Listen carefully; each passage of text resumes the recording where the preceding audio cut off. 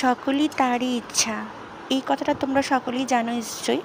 আমিও জানি এই কথাটা, আমিও মনে প্রাণে মানি। তবে এটা নয় যে তোমরা খারাপ কর্ম করে যাবে আর সেটা কিন্তু তারই ইচ্ছা, এটা একদমই নয়। ভগবান কখনোই চান না যে তার ইচ্ছাতে কোনো খারাপ কিছু হোক। ভগবান তো মানুষকে সৃষ্টি করেছেন, মান হুঁশ বলে সৃষ্টি করেছেন, সবথেকে উন্নত প্রাণী আমরা। তাই ভগবান বানিয়েছেন আমাদের ভালো কাজগুলো করার জন্য, খারাপ কাজগুলোর জন্য নয়। ভগবান মানুষ বানিয়েছেন, ভগবান বোম বানাননি, বোমটা বানিয়েছি আমরা।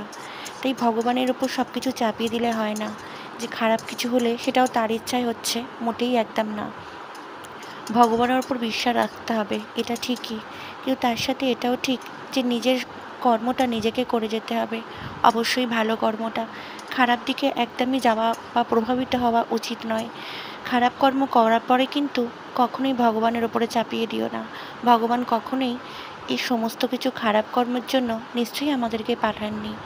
ভগবান সেই সমস্ত জীবগুলোকে পাঠিয়েছেন, নিরীহ জীবগুলোকে, যারা সত্যি মানুষের মতো উন্নত নয়। তারাও কিন্তু অনেক কিছু বোঝে, কিন্তু আমরা বুঝি না।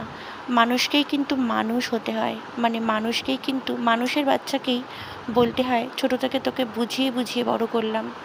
কিন্তু যে গরুর বাচ্চা হয় সে জানে সে গরুরই বাচ্চা, যে কুকুরের বাচ্চা হয় সে জানে সে কুকুরেরই বাচ্চা।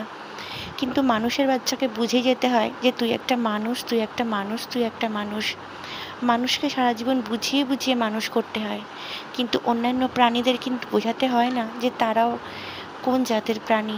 তারা যেভাবে জন্মায় সেভাবেই কিন্তু বড় হয়। তাই ভগবান নয়, ভগবান আমাদের জন্ম দিয়েছেন, কর্মটা আমাদের করে যেতে হবে, বুঝলে?